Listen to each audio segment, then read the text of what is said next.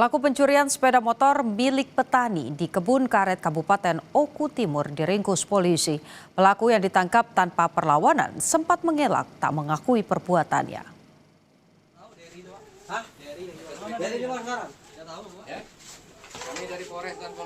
Pelaku pencurian sepeda motor ini sempat tidak mengakui perbuatannya dan mengelak dari pertanyaan polisi.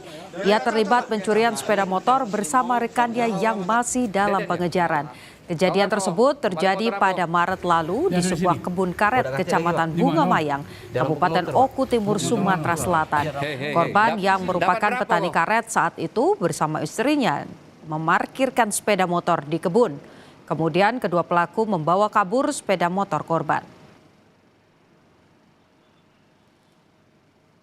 Yang terjadi di sebuah kebun milik korban, di mana terparkir satu unit kendaraan, pemiliknya kebetulan berada di kebun, dan tersangka dengan menggunakan kunci yang diduga kunci letter T berhasil membobor kendaraan korban dan berhasil membawa kendaraan korban oleh tersangka